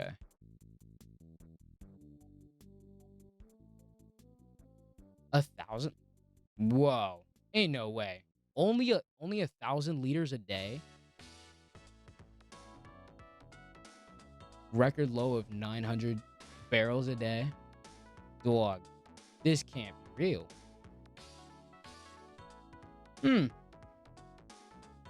Yeah, Nigeria really is using a lot of oil then. This can't be all.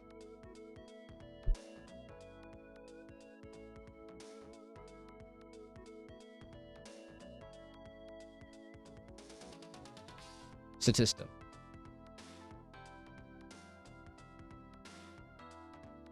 Maybe it's in millions.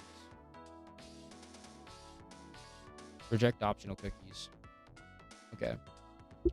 Oil was discovered in Nigeria in the 50s. In the 2023, Nigeria is the 15th largest oil producer, and it's 5.5% of Nigeria's GDP, 92% of the valuable exports. Daily production of 1.5 million. Okay. So this is in millions. That is in millions. So I don't know why that syntax is so weird. Yeah, okay.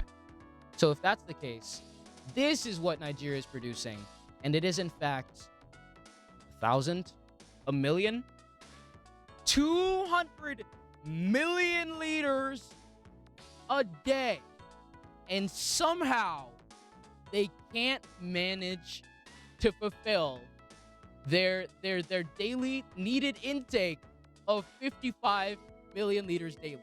That is the situation on the ground. That is the situation on the ground in Nigeria. They're producing 240 million liters a day as of yesterday. Not as of last year. My fault. They're producing over 5 times the amount that they need, and they can't even make that. They're importing 100 million. That's so ridiculous. It's such blatant theft. That is the most blatant theft I've ever seen in my life. That's disgusting. Oh my god. Yeah, no, it's not about oil. We have it all. What the heck? Jesus. Good God. That's so much worse than I thought. That's so much worse than I thought. You yeah, so this conflict is not about oil. We have it, basically. Um Also, there was a moment in time in which Nigeria was willing to like kill like over 2,000 people for America. So like they would definitely play ball. They wouldn't need us to come in and destabilize. I think it's more about the Sahel states. The U.S. Africa Command said in a statement that an initial assessment of the strikes had revealed multiple ISIS terrorists were killed in the ISIS camps. U.S. Secretary of Defense Pete Hegseth thanked Nigeria for cooperating with the strikes. The U.S. is always ready, so ISIS found out tonight on Christmas. More to come. He posted on social media platform X. In another post on X, the U.S. Defense Department shared a video showing what appeared to be the moment a bomb was fired from a U.S. warship in an unmarked location. Conflict analyst Murtala Abdullahi of the Goro Initiative, who tracks aerial activity in Nigeria, said it was likely that the U.S. had launched missiles from a position in the Gulf of Guinea.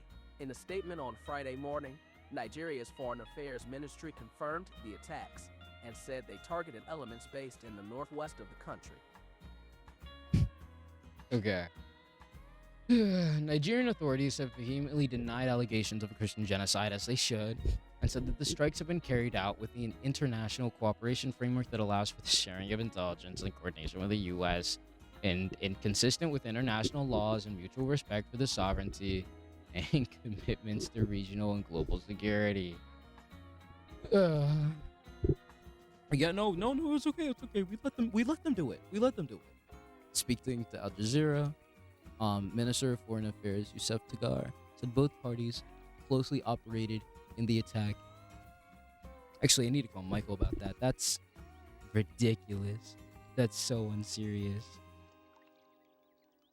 Holy.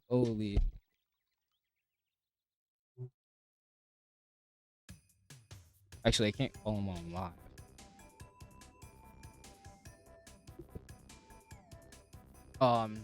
It's a regional conflict, not a Nigerian Muslim conflict. What do we know about the targets? Is ISIL still operating in Nigeria? Yeah. Okay. Boko Haram. Yeah, no. I swapped. Ooh. The ISIS affiliated West Africa province has broke away from Boko Haram in 2016 following disagreements between military leaders. Okay. And those are just like the different destabilizing groups in the region. This is the one I'm most interested in because that's the one that's also causing destabilization in the AES,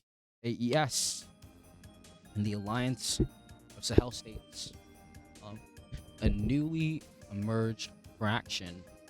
The group operates in remote parts of the country's northwest Sokoto states, including Tungaza, Gudu, Alea, Binji, Somali, Salame, and local governments. It's also presented in northwest Zamfara and Kibi states.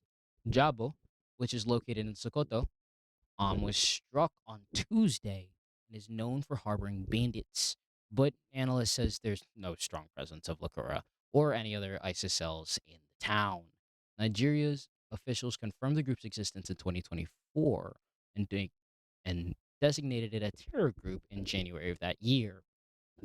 Before its emergence, ragtail bandit groups had been targeting remote communities in Sokoto and neighborhoods Zamfara.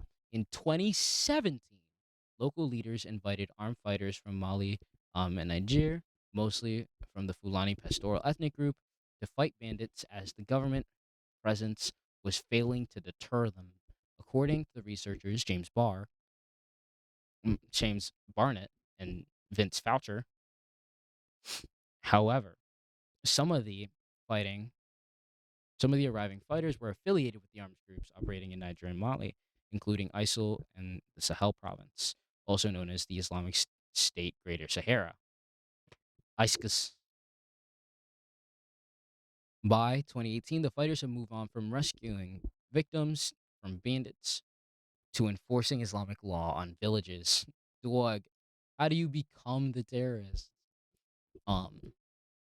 terrorists, as in generally kind of just people who are fed up with their government, and then are used as destabilizing forces from or to the Western world due to the blowback that comes from global dominance and global theft and hegemonic power in that way. Researchers don't believe there's a single homogenous group called that, but suggest that there are many factors clumped together, like governments potentially hampering effective response. Some also say the group's allegiance could be to Al Qaeda rather than ISIL. The United Nations Security Council confirmed the presence of these affiliated groups in Northwest Kosovo states. It's unclear to what extent that these two groups coordinate. What's really happening in Nigeria is much more complicated. It's interesting, but I don't think it has much to do with Nigeria itself.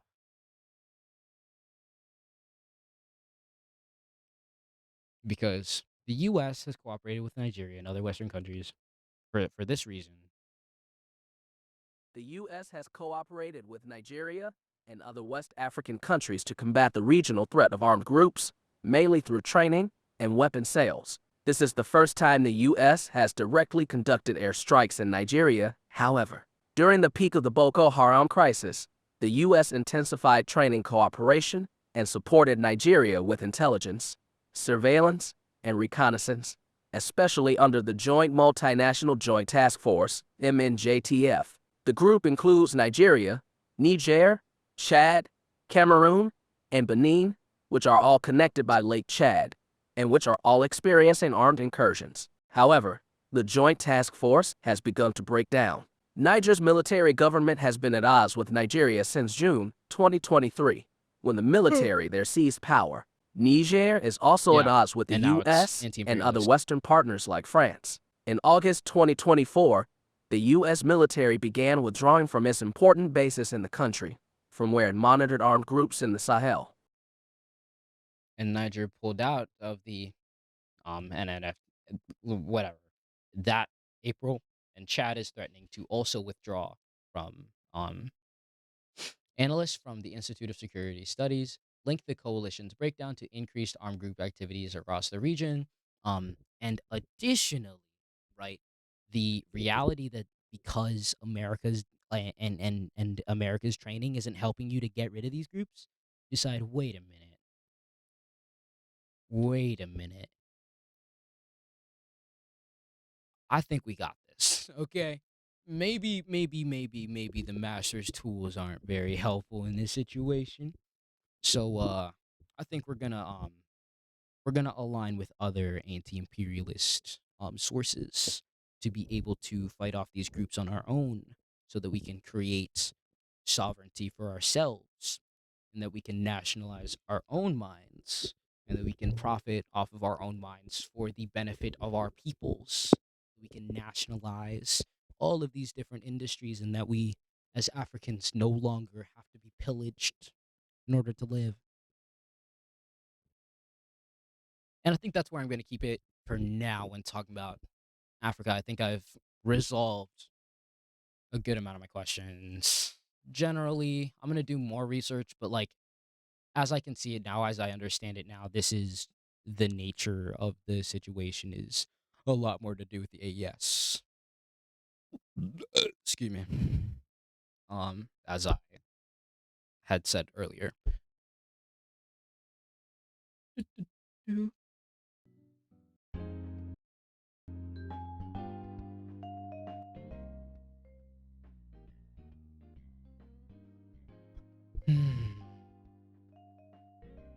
And with that, I think it's about time to read a trip report for the night to see what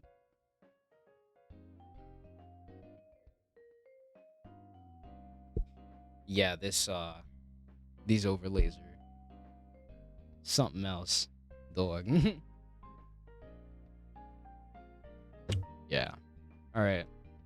Let's take a gander, please check out my link tree. It would be much appreciated. That's some of the greatest people that I know who are suffering the most right now could really use your help.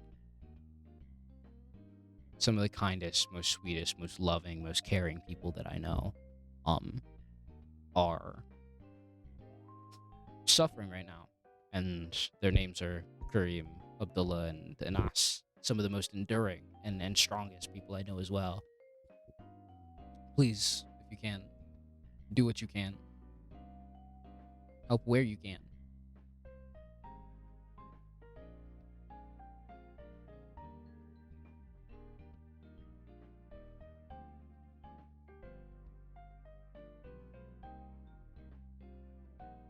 Kareem just wants to be a doctor, dude.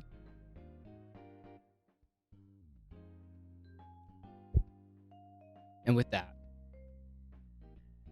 it's about time.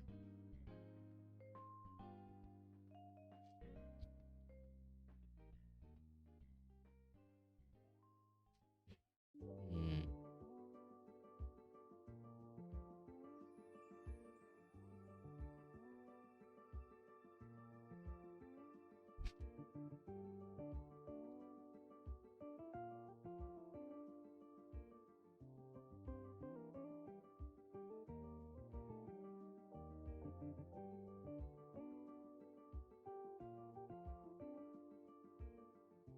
Let's read his salvia trip report.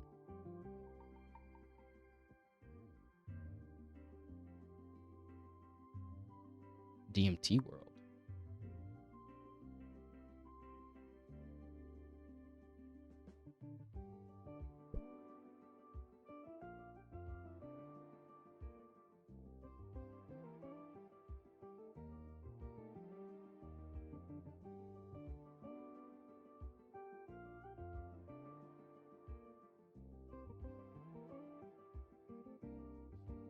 It's not loading.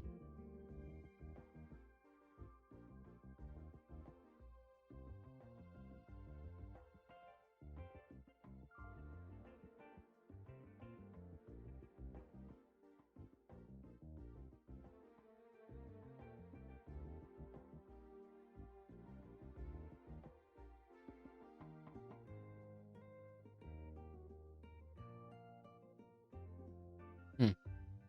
Um.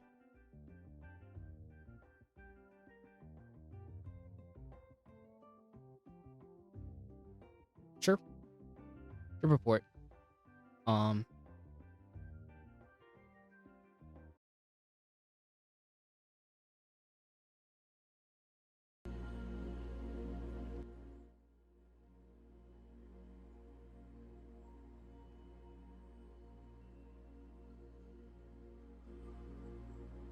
Hello. This is a short story about a salvia trip by Calvin Valentine. Written from 2024. This is my first time writing one of these, but I've been a long time lurker and I wanted to finally share some wisdom or valuable lessons, or at the very least, a really fucked up story. I'm writing this to hopefully dissuade any of you from taking salvia. If it isn't obvious already, I highly recommend not taking it at any cost. Even if you're an experienced psychonaut, if you are really confident about your ability to handle a drug, not one like salvia. This experience took place in early 2020, just after the pandemic and the lockdowns began. Everyone was stuck at home. It was common for posters on here to provide their weight, age, background, but I'm employed now, and I don't want any of this to somehow come back to bite me. So all you'll get from me is an age. I was 19 years old at the time, and really, really bored. For weeks, I did nothing but watch old movies with my grandma, who I lived with at the time, and I hadn't seen any of my friends who would have given, I would have given anything to get out of the house. I experimented with over a dozen or so hallucinogenic drugs, and it had been like 6 months since I had last taken one, which was shrooms or acid at a concert. I wasn't in the market for salvia at the time. I was sitting on the couch watching Rear Window, and then I got a text from my friend Davis, who I knew had previously taken hallucinogenic drugs. Davis said that him and two of our other friends, Rory and Mike, were sick of the lockdown, and after a series of phone calls, wanted to patrol and wanted to break protocol and get fucked up.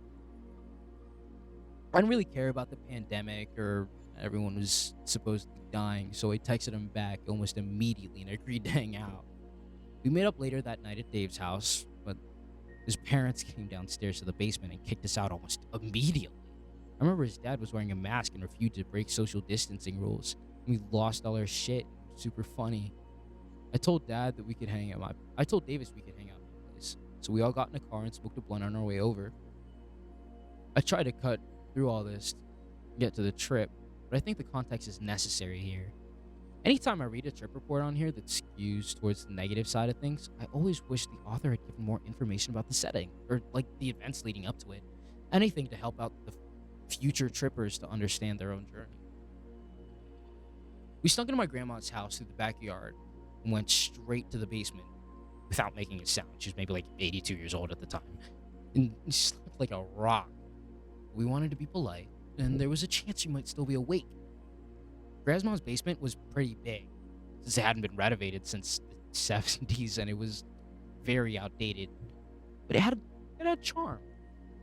Looking back, it was probably the worst location we could have tripped on salvia, but the past is past. We hung out in the basement for maybe an hour before Rory pulled out a plastic Ziploc bag containing with what he told us was salvia. None of us had ever taken salvia before, and we were pretty excited. Rory had bought it last week while downtown after striking up conversation with someone who was living in a tent. We didn't think anything of it because Rory usually was the skeptical one about sourcing drugs, so we subconsciously assumed he wouldn't buy drugs off of someone if the vibes were off. I knew nothing about salvia, but Mike said it was like acid but 100 times better, and that was enough for us. Rory went first, and he took a decent sized hit from his pipe and held it in for about 15 to 20 seconds before coughing and spacing out. He didn't talk much, he had just calm look in his face, so we figured it was time for us to join him and take our own 2 hits. Nothing too notable happened after Davis and Mike took theirs, which was honestly really unfortunate, because I selfishly wish that one of them would have taken the bullet and spooked the rest of us from taking a hit. Then it was my turn. I loaded up the pipe, shakily hit the salvia with a lighter, and inhaled. I wanted to hold it for like 20 seconds, but settled for like 18. It was too painful. With the heat, I could feel my throat burning. But I remember coughing and thinking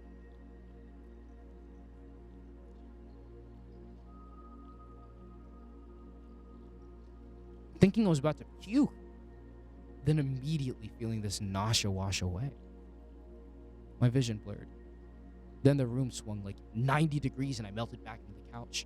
It was a really loud noise, like a kind of foghorn, or something you'd imagine a ship to have. Mike and Rory and Davis were in the room with me, though each of them were doing different things, and it felt slightly off-putting. Davis was laying on the ground, expecting his body. Except his body appeared a lot larger to me. Mike was standing up. I don't know if it was him or the effects of the salvia, but he kept tapping his foot backwards and forth and like he was dancing. Rory was seated next to me on the couch. He was kind of just nodding his head while the music was playing. And then the foghorn sounded off again, except this time it was a lot louder. My vision kept swinging, kept switching from blurred to hyper-focused, and the room was still swinging. I didn't have the mental capacity to contextualize any of this or really to acknowledge what was happening. But looking back, I would say this moment was still relatively positive and aligned with the more typical effects you'd expect of salvia that you might like read online. But things did not stay this way. Just as soon as I was acclimating to my new environment, everything got so much worse. The room swings had become almost comforting, but when the swinging from left back to right, the room continued swinging instead of just stopping at these 90-degree increments. It swung lower and then totally flipped. I felt my body get picked up by some invisible force. I watched as I was tossed through a kaleidoscope of dark, dinkly colors and shot into a hallway. I closed my eyes, and when I opened them, I was now standing inside of what could only be described as a long hallway made entirely of cheese. It was a typical hallway with doors and windows, except everything was made of cheese. The colors were the weirdest part of it, resembling kind of like a kaleidoscope I've never seen before my entrance into this cheese hallway. Everything was combining into one, and the cheese wasn't yellow like you'd expect, but massive, dark, like dimmed rainbows. And it was extremely disorienting at this point. The nausea kicked in again, so I tried moving my hands around the world, but I was moving so slow. I took a step forward, and my foot kind of sank into the cheese floor. I fell forward, landing on my hands, and I vomited. Almost immediately melted into the cheese, and it was disappearing before I could even register that I was there. The only good part about this was the nausea going away. And so I stood back up and I looked around, and I turned to me and tried to see if there was an exit or maybe I could leave this place, but the wall was closed. I turned back and jumped out of my skin. Rory was still staring right at me, but maybe about an inch away. A yell or a scream could have came out of my mouth, but it didn't sound like me. It was just another foghorn. Rory yelled too, and his horn was even louder, sounding like more like the tornado siren. We each backed up just a little bit, assessed the situation. Though I was skeptical if this was really Rory and not some figment of my imagination. I'm not sure how long we stood there for. Time felt really slow or heavy, if that makes any sense. I remember the two of us walking down the hallway, maybe for like 5 minutes, I don't know. The hallway seemed to be part of a larger structure. Like the windows looked into different parts of the building, like rooms or other hallways or giant areas of open space with no discernible features. After all of this, felt very, very bad, and still unable to find the words to describe just how terrifyingly alien this area of existence truly felt in this moment. After the walking, Rory and I found the others. Mike and Davis were standing on the inside of a staircase, maybe that was like 50 feet away from Rory itself. Rory and myself. I called out to them, and it was about time. My voice worked. I said something like, "Hey," or "You guys." And they turned their heads so fast, I'm surprised they didn't get whiplash. Their eyes were wide. We got closer, maybe like 20 feet away now, and I sensed that something was wrong. There were two kinds of hovering over each other, standing at the first step of the suitcase and peering behind the corner at something. Mike raised his index finger to his mouth very slowly, telling me to be quiet. I looked at Rory, and there were beads of sweat dripping off of him, sinking into the cheese. At this point, I was feeling horribly unsafe and completely helpless. None of us spoke. Should I mention this entire place, if you can call it that, was dead silent, except for the occasional foghorn. But these were also distant and somewhat muffled. The four of us were huddled together, looking up at this impossibly long staircase that faded into darkness. And then I heard it. The sound of a man sobbing suddenly blasted in our eardrums. It was coming from both the staircase and the end of the hallway where Rory and I had come from. The sobbing persisted, and I felt like it was getting louder. I was quickly anxious and looking at the staircase, and then backwards in the hallway repeatedly, and then I saw it. A large, very tall thing, or a man decorated in cheese clothing, came walking out of the darkness down the stairs. Just the four of us just ran. We ran down the way we'd originally came, and it didn't stop running. The sobbing grew louder and louder, and the hallway started to twist and turn and spinning around until I felt the ground. I closed my eyes. I opened them. And I was back in my basement. My friends were all strewn around, probably still tripping. It was extremely disorienting. This is where the trip kind of slowed down, and the rest is more of a standard Salvia come down story that's not really worth mentioning. About 30 minutes later, when the others came too, I tried explaining it to them and they just laughed it off, describing their trips and how awesome it all felt. I started going to therapy after all this and was prescribed anti anxiety meds, which I'm still taking over 4 years later. I haven't touched salvia since, and I don't ever plan on taking it again.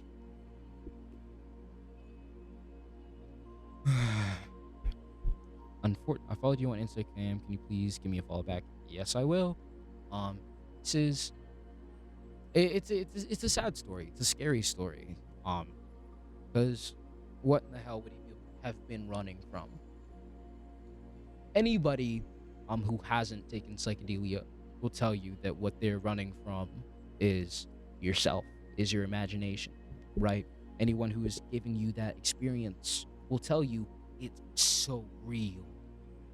But anyone who knows the experience will tell you that again, it's you that you're running from.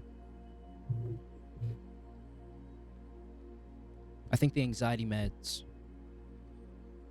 would have been maybe a little less necessary if there was that realization.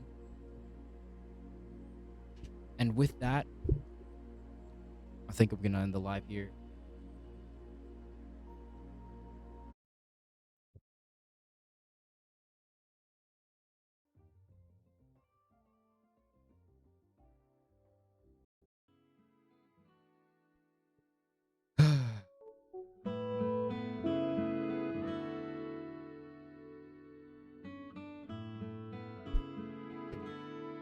Thank you. Thank you all for watching. Thank you for coming. Hi, Leslie.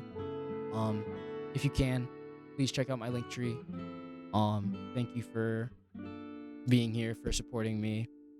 Thanks everyone on TikTok who came and supported me and spoke with me. I pray that you have a blessed day and I don't know, stay blessed.